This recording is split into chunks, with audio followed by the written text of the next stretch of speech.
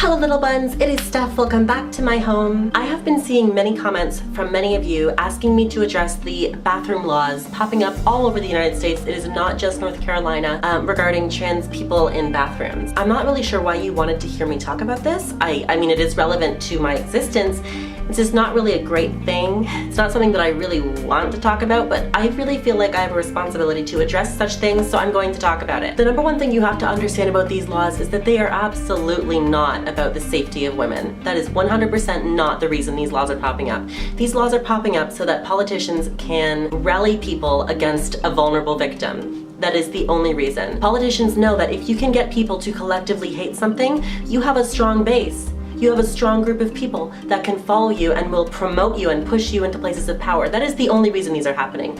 Trans people have been going to bathrooms with you forever. You have never noticed, and if you have, why do you care? When the laws were first being, I guess, put forward, I don't know the official terminology, the politicians were asked to provide evidence of sexual crimes or crimes in general committed by transgender people in washrooms. And they turned up a whopping total of zero incidences in which trans people had sexually assaulted somebody in a bathroom or committed any crimes for that matter. The number of trans people that have been sexually assaulted in bathrooms or assaulted in general, usually violently assaulted, is however startling. It is a big number. So you want to contrast the safety of cis women, right, in where there are zero cases of trans people assaulting cis women, to the hundreds of thousands of cases where trans women have been assaulted in bathrooms. So that number one tells you right now that these laws are not about the safety of people, otherwise they would be protecting trans people. These laws are about perpetuating hate against trans people, perpetuating myths,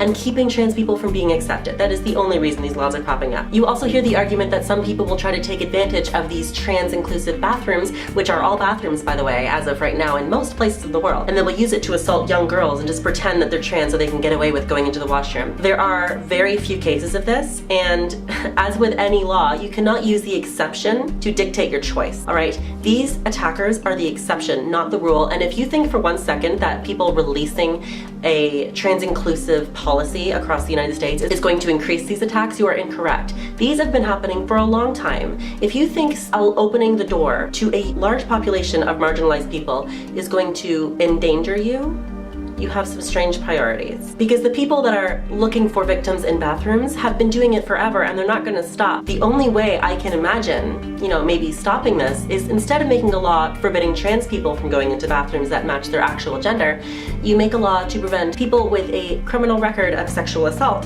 from going into bathrooms. I think it's funny that this whole thing has been about, oh, let's stop these women from getting assaulted in the bathroom, when the conversation has not once referenced actual perpetrators of sex crimes. Not once has that come up in any politician's conversation. Nowhere has any politician said, maybe we should actually stop rapists from going to these public bathrooms instead of innocent trans people that just want to fucking pee. That's never once come up. So that should also alert you to a strange conversation happening. I also want to highlight the fact that these people are not worried about the boys going into the boys' washrooms with possible sex attackers. They're only worried about the girls, and I think that shows some patriarchy happening, all right? Because we see boys and men as invulnerable, as unhurtable, and especially not as victims of sex crimes. That's what we're told from a very young age, because men are not supposed to be wounded, men are not supposed to be vulnerable. So when something happens to a young boy or a man, they're encouraged to stay silent about it. And that is something the patriarchy has enforced upon young men everywhere. But that's not what this video is about, but I think it's interesting that people are only concerned with protecting women because they know that they can get a response, especially from men, being like, oh yeah, I don't want my daughter being touched. But what if your daughter's trans, all right?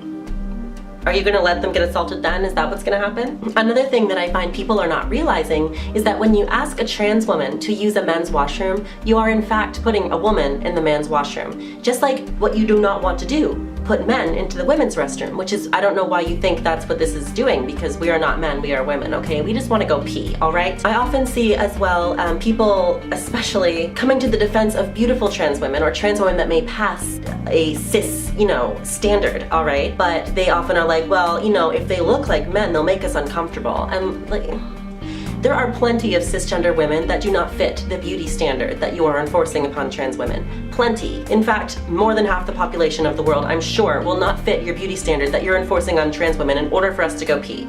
Alright, so if there's a trans woman that does not meet your standard of perfection, she should still be allowed to use the washroom, because I guarantee you there's a cis woman somewhere in the same town that looks just like her, alright? Does not matter what length of hair we have, how much cosmetics we have on, or how small our waist is.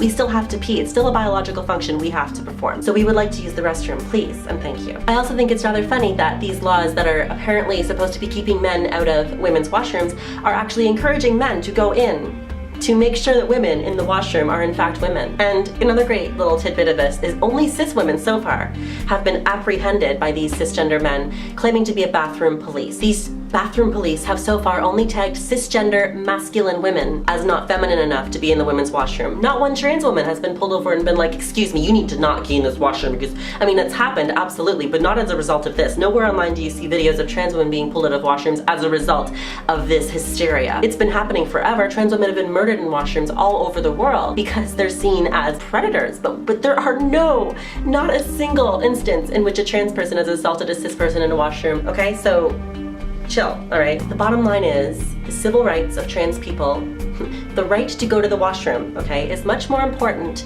than the fear-mongering, vote-inducing hysteria that these politicians are trying to, I guess, throw at you. And if you're an ally that's still on the fence because you think somebody will take advantage of trans people being allowed to go in the washroom, you are not an ally, and you need to look at yourself and assess your situation and become more educated, because what you are doing is harming us very, very much. Thank you so much for listening. Just remember that everything is going to be okay. We are going to get through this. I promise the world will be fine.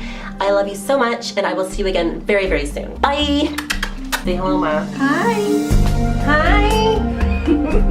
Okay, so I went to Twitter and I asked you guys to send me questions for my mother in regards to being the parent of a transgender child. So let's see what you asked us, and